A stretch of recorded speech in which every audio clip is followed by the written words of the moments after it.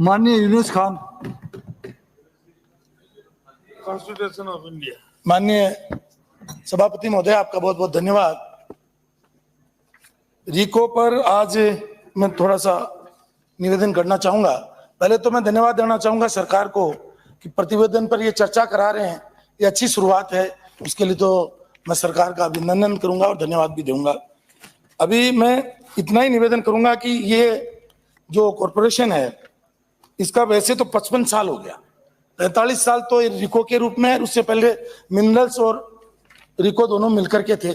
तो इसकी 55 साल की हिस्ट्री अगर हम देखें माननीय सभापति महोदय, तो उसमें मैं ये निवेदन करूंगा कि 55 साल में जितना इनको काम करना चाहिए था, कंपनी ने, इस कॉरपोरेशन ने काम नहीं किया। उसके राजनीतिक कारण रहे होंगे, आर्थिक कारण रहे होंगे, क्या रहे होंगे मुझे पता नहीं। तो सबसे पहले तो मेरी माननीय सदस्य अजमेर से जो आती हैं उनको मैं संशोधित करना चाहूंगा।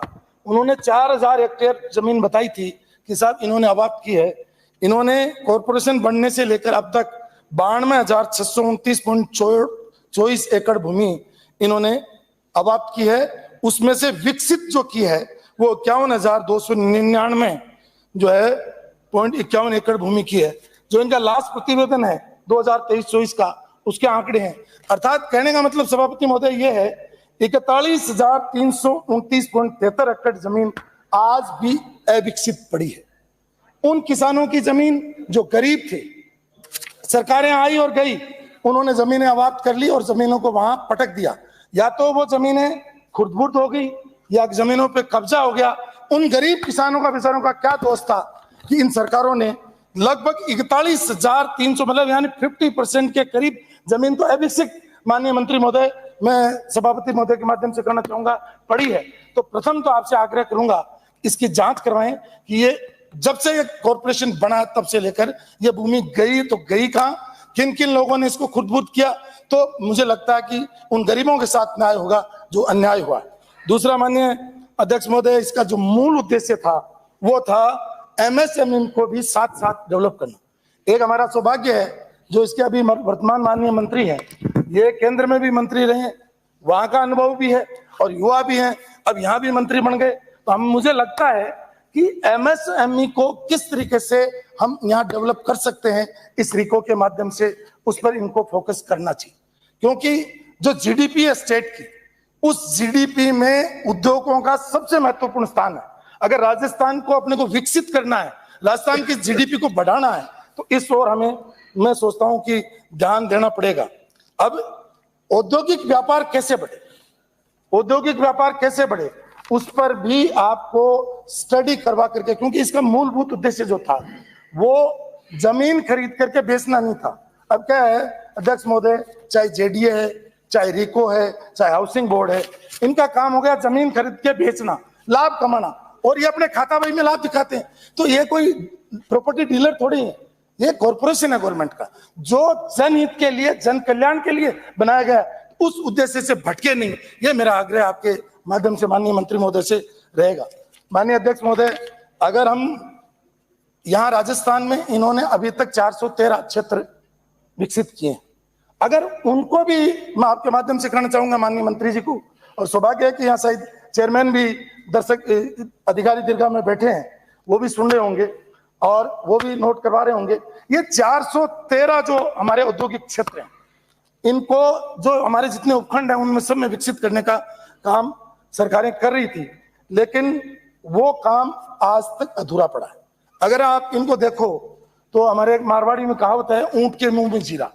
जो लोन जो दिया है, अगर इनके लोन डिस्बर्समेंट को देखें, 93 करोड़ रुपए 8 करोड़ की पॉपुलेशन में, और 3,42,000 मतलब जो है किलोमीटर का राजस्थान जो क्षेत्रफल की दृष्टि से सबसे बड़ा है, जिनकी अलग अलग भौगोलिक परिस्थितियां हैं। अगर आप बाड़मेर जाएंगे, जैसलमेर जाएंगे, तो 100 देशों से बड़ा ये संसदीय क्षेत्र है माननीय सभापति महोदय। और आप बूंदी जाएंगे तो सबसे छोटा जिला है, उससे भी छोटा प्रतापगढ़ जिला है। तो मेरा कहने का मतलब, प्रतापगढ़ में कौन से रिको का नियम लागू होने चाहिए और बाड़मेर जैसलमेर में कौन से होने चाहिए, ये इनको एक नीति बना करके इनको काम करना पड़ेगा। माननीय सभापति महोदय, स्थापना से लेकर के आज तक इन्होंने 3,981 करोड़ रुपए जो है ऋण स्वीकृत किया।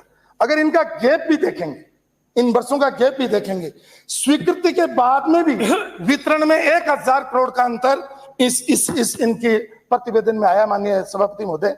तो ये 1000 करोड़ रुपए मतलब सैंक्शन होने के बाद में वितरित नहीं हो रहे हैं, तो ये भी एक दुर्भाग्यपूर्ण बात है माननीय सभापति महोदय। जैसे मैंने कहा कि ऊंट के मुंह में जीरे वाला काम। माननीय सभापति महोदय, एक ERCP की बड़ी, माननीय मंत्री जी चले गए, वो मैं बोलना चाह रहा था, ERCP की बड़ी चर्चा होती है सर। उद्योग के लिए पानी, बिजली, सड़क सब चीजें चाहिए, आधारभूत सुविधाएं। राजस्थान में सबसे बड़ी पानी की कमी है, और ये जो 21 जिले हैं वर्तमान, उनमें से 13 जिले जिसमें 80 विधानसभाएं हैं, उसमें चंबल का पानी आता है। मैं आपको आंकड़े दिखाना चाहूंगा, क्योंकि माननीय उद्योग मंत्री जी आपसे और माननीय मंत्री जी से दोनों से है, क्योंकि उद्योगों के लिए पानी चाहिए। और आज हमारा जो कोटा बेरा, जो हमारी चंबल है, चंबल का धौलपुर CWC गैस साइट है, उसका अगर पिछले 30 साल की स्टडी आप करेंगे तो उसमें लगभग 19,000 मिलियन क्यूबिक मीटर पानी चंबल में एक्स्ट्रा बह करके चला जाता है, और आप ERCP में सिर्फ 3510 मिलियन क्यूबिक मीटर पानी का मतलब जो है यूज ले रहे हो, और आपके हिस्से में आ रहा है 3921 मिलियन क्यूबिक मीटर। इसलिए जो DMIC जिसकी बात करते हैं, दिल्ली मुंबई इंडस्ट्रियल कॉरिडोर, उसमें 286 मिलियन क्यूबिक मीटर पानी आप ले रहे हो। तो मेरा आग्रह है कि जो ये वेस्ट जा रहा है धौलपुर में, उस पानी को रोको, और राजस्थान में इंडस्ट्री डेवलप करने के लिए जयपुर तक उस पानी को दो, तब जाकर के आपकी इंडस्ट्री डेवलप होगी, नहीं राजस्थान में इंडस्ट्री नहीं लगाएगा। माननीय सभापति महोदय, मेरा एक निवेदन है, राजस्थान में ये मिनरल्स के साथ क्यों था, मैं बात करूंगा। सिरामिक और विट्रीफाइड टाइल का एक उदाहरण दूंगा माननीय मंत्री महोदय। इसमें पोटास, सोडा और चाइना क्ले और क्वार्ट्ज काम आता है। ये पूरा का पूरा पोटास होता है ब्यावर में, और सोडा होता है अजीतगढ़ ये अपने यहाँ भीलवाड़ा में, क्वार्ट्ज होता है भीलवाड़ा, उदयपुर, बांसवाड़ा में, और चाइना क्ले होती है नागौर में। ये हमारा सारा रॉ मटेरियल मोरवी जाता है, और मोरवी के अंदर 1000 फैक्ट्रियों में विट्रीफाइड टाइल बनती है। तो राजस्थान के पास सारा सामान पड़ा है, तो राजस्थान इसको क्यों नहीं डेवलप करे, आपका इंडस्ट्री डिपार्टमेंट डेवलप करे। उसके लिए मेरा एक सुझाव है आपको माननीय सभापति महोदय आपके माध्यम से, कि ये जो नेचुरल गैस है ये राजस्थान से होकर के गुजर रही है, और चित्तौड़ के अंदर अपन ने एक छोटी सी जगह आइडेंटिफाई की है, उसमें सोनिया नाम में गैस आधारित प्लांट लगाने की आपने एक कंपनी की आपकी इस रिपोर्ट में माननीय सभापति महोदय सरकार ने कहा। मेरा ये कहना है कि वहां पर अगर आप गैस दे दें, तो ये जो विट्रीफाइड टाइल गुजरात मोरबी में बन रही है, ये राजस्थान में बनेगी। राजस्थान का बेचारा जो कच्चा माल देने वाला व्यक्ति है, उसको उसका लाभ मिलेगा। इसलिए ये चित्तौड़ में, क्योंकि ये गैस प्लांट गुजरात से आगे जा रहा है दूसरे प्रदेशों में, उसमें आपको वो हिस्सा मिल रहा है, उसमें आप रुचि लेकर के इस काम को करने का प्रयास करें। मैं माननीय बस 2 मिनट लूंगा सर, मैं कोई बाहर नहीं बोलूंगा, मैं कोई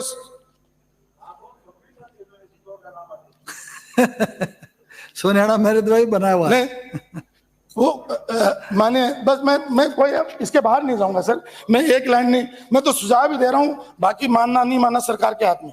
मेरा ये मानना है कि ये बुरसा ज्वेलरी बुरसा अपन सुन रहे हैं, मान आप भी भरत सिंह जी के साथ में, आप में से बहुत सारे बैठे हैं जो विधायक रहे हैं, और भरत सिंह जी को अपन सब जानते हैं। ये जो हमारा सेंट्रल पार्क है, इसमें भरत सिंह जी वो ज्वेलरी का एक बुरसा मतलब जिसको बोलते हैं, वो डेवलप करना चाह रहे थे। वो आज तक आपकी रिपोर्ट में, जब मैं कल माननीय मंत्री महोदय पढ़ रहा था, तो मैं देख रहा था कि अभी भी उसमें अपन ने थोड़ी सी जमीन दी है। तो ये ज्वेलरी का काम राजस्थान में बहुत है, और इसमें आप रुचि लेकर के आप करेंगे, तो चूंकि आप जयपुर से विधायक भी हैं, सांसद भी रहे हैं, आपकी कॉन्स्टिट्यूंसी भी है, आपके पास विभाग भी है, तो मुझे लगता है कि आप इसको ज्यादा बेहतर तरीके से अपने अनुभव के आधार पर कर सकते हैं। माननीय अध्यक्ष महोदय, दिल्ली में आप रहे हैं, तो दिल्ली में जो MSECDP जो है केंद्र के द्वारा जो सहायता दी जाती है micro small enterprises cluster development की, उसका आप देखिए, मैं एक नमूना बताना चाहूंगा सभापति महोदय। 36 परियोजनाएं मतलब जो है यहाँ आई, और उनमें आप देखिए कि सिर्फ 106 करोड़ रुपए, सिर्फ 106 करोड़ रुपए भारत सरकार के पास पैसा पड़ा है, पैसा लेने वाला नहीं है। तो इसलिए MSECDP को आप इसको डेवलप करिए, क्योंकि आप केंद्र में आपके अच्छे रिश्ते हैं, दोनों डबल इंजन की सरकार है, और उसका फायदा मिल सकता है, उधर अपने को बढ़ना चाहिए। ये मेरा आपको सुझाव। मैं माननीय भिवाड़ी के बारे में, जब मैं मंत्री था, सड़क की एक इश्यू आया जिसमें CTP बनना था, वो सीटीपी जब बन रहा था, जब 2003 में हम एमएलए बने और आज 2024 में हम बात कर रहे हैं, यानी इतने साल तक वो सीटीपी भिवाड़ी का बन रहा है। उसमें क्या दिक्कत है? भिवाड़ी आपका बड़ा इंडस्ट्रियल एरिया, क्योंकि एनसीआर में आप इंडस्ट्री नहीं लगा सकते, तो राजस्थान को इसका लाभ लेना चाहिए। क्योंकि डीएमआईसी भी आ रहा है, आपके पास एक्सप्रेस वेज बन गए, और ये जो पूरा एरिया जिसमें आपका ईआरसीपी आएगा, यहाँ आप इंडस्ट्री ला सकते हो, क्योंकि आपके पास एक्सप्रेस वे बन गए। और दूसरा एक्सप्रेस वे जो हमारा उधर से आता है, पंजाब से और गुजरात जाता है, इन दोनों एक्सप्रेस वेज पर आप जो है इंडस्ट्रियल एरिया डेवलप करिए। मैं लास्ट में बात खत्म करने से पहले माननीय अध्यक्ष महोदय, मैं इसलिए कहूंगा कि ये जो गैप आया, मैंने देखा भी क्यों आया, ये गैप आया क्यों आया। एक कारण तो मुझे नजर में आया, इसके जो भी चेयरमैन बनते हैं वो मुख्यमंत्री के सचिव भी होते हैं, मतलब principal secretary to CM, ACS to CM. तो ऐसी नहीं, मैं बोल दूं तो मेरा ये कहना है कि उनके पास टाइम नहीं होता है। आप भी जानते हो एसीएस सीएम के पास कितना टाइम है, एसीएम सेक्रेटरी के पास। अब वो चेयरमैन बन गया लेकिन उसके पास काम नहीं है। पिछली सरकार में यही हुआ, वही तो प्रिंसिपल सेक्रेटरी सीएम और वही इसका चेयरमैन, उनको मीटिंग करने का ही समय नहीं है, क्योंकि हर विभाग को वो खुद देखते थे। इसलिए क्योंकि उन्हीं के मंत्री ने कहा कि साहब उन्हीं को दे दो मेरा विभाग। तो मेरा कहना है, अब की बार मैं सरकार को धन्यवाद दूंगा कि इन्होंने सेपरेट चेयरमैन बनाया, और मैं इनकी माननीय भरतपुर से आने वाले माननीय सदस्य को भी सेकंड करूंगा कि उनको टाइम दीजिए। और मुझे जहां तक मैं लिस्ट देखी है, जो वर्तमान चेयरमैन है, काबिल अफसर हैं, उनको समय दीजिए, और आपके साथ अच्छी बनकर के टीम काम करेगी तो निश्चित रूप से उसके परिणाम बहुत अच्छे आएंगे। और दूसरा, मैं आपसे बस लास्ट निवेदन ये करूंगा कि जैसे मैंने कल डीडवाना के बारे में माननीय मंत्री महोदय मैंने निवेदन किया, तो ये जब माननीय वसुंधरा जी की सरकार थी उस समय ये अलॉटमेंट हुए थे, तो 124 प्लाट हुए। मैंने मंत्री महोदय, मैं आपका ध्यान आकर्षित करूंगा, तो क्या हुआ उसमें से बाकी प्लाट क्या होता है, ये जब भी अपन रिको काटते हैं तो उसमें बाहर के प्रवासी लोग और प्रॉपर्टी का काम करने वाले आकर के खरीद लेते हैं, क्योंकि उन जमीनों के भाव बढ़ जाते हैं। और वो लोग न तो इंडस्ट्री लगाते, वो तो ये देखते हैं इस प्रॉपर्टी का भाव कब बढ़े। तो कम से कम अब चेयरमैन और आप बैठ करके इस बात को सुनिश्चित करें कि रियल में जो इंडस्ट्री लगा रहा है उसी व्यक्ति को ये प्लॉट मिले। जब राजस्थान में जाकर के ये इंडस्ट्री डेवलप होगी, मैं बात को समापन करने से पहले बताऊंगा कि आज भी 56 भूखंड ऐसे हैं जो दिल्ली के लोगों ने ले रखे हैं। बार बार रिको वाले उनको नोटिस भेजते हैं, नोटिस ही नहीं लेते, और जब तक नोटिस तामील नहीं होगा तब तक आप कैंसिल नहीं कर पाओगे। फिर जब उनको भाव मिलेगा वो बेच जाएंगे, जो खरीदेगा वो आकर के मंत्री जी के और चेयरमैन साहब के हाथ जोड़ेगा कि साहब हमारे को ये दे दो। यहीं पर मेरी बात को मैं पूर्ण विराम देते हुए ये निवेदन करूंगा कि ये सिरामिक और विट्रीफाइड का जो मैंने सुझाव दिया, क्योंकि उस जिले से मैं आता हूँ, लोग जुड़े हुए हैं, हमारे लोग भी मोरबी में बहुत सारे काम कर रहे हैं।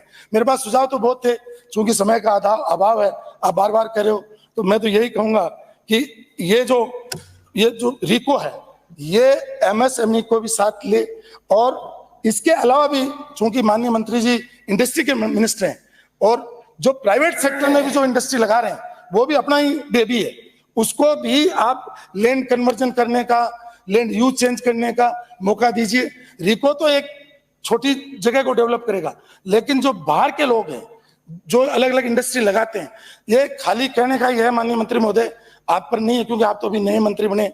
ये सिंगल खिड़की कुछ नहीं है, ये एक स्लोगन है, और ये स्लोगन आपकी सरकार पर लागू नहीं होता। मुझे उम्मीद है युवा और डायनेमिक को काम करोगे, और चेयरमैन भी मुझे उम्मीद है कि अच्छे चेयरमैन है। मैं कोई उनकी बड़ाई के लिए, क्योंकि दर्शक दीर्घा में बैठे नहीं बैठे मुझे पता नहीं, लेकिन ये टीम मिलकर के काम करेगी तो राजस्थान को इसका फायदा होगा। और इसमें बस अध्यक्ष महोदय, बाकी जो इन्होंने प्रतिवेदन में जो चीजें लिखी हैं उन विषयों को मैं टच नहीं करूंगा, लेकिन मेरा निवेदन ये है कि प्रदूषण बोर्ड का जो 2 एक्ट हैं, एक तो माननीय अध्यक्ष महोदय एयर एक्ट है, और एक मिनट बस लास्ट मेरा, एक तो एयर एक्ट है और एक जो है वाटर एक्ट, इन दोनों का बहुत ज्यादा वायलेशन होता है, इसलिए इंडस्ट्रीज वाले परेशान होते हैं। उसका सीवरेज मतलब ड्रेनेज की व्यवस्था ठीक हो जाए, और जो गंदा पानी है उसको किस तरीके से शोधित करके और बाहर लगा जाए, जिससे लोगों के पर्यावरण के भी दुष्प्रभाव नहीं पड़े, इस पर भी सरकार ध्यान दे। माननीय सभापति महोदय, आपने समय दिया उसके लिए आपका बहुत बहुत आभार, बहुत बहुत धन्यवाद। माननीय आदुराम मेघवाल। डॉक्टर प्रियंका चौधरी आदरणीय सभापति महोदय, है आदुराम जी। आपने मुझे रिको पर चर्चा में बोलने का मौका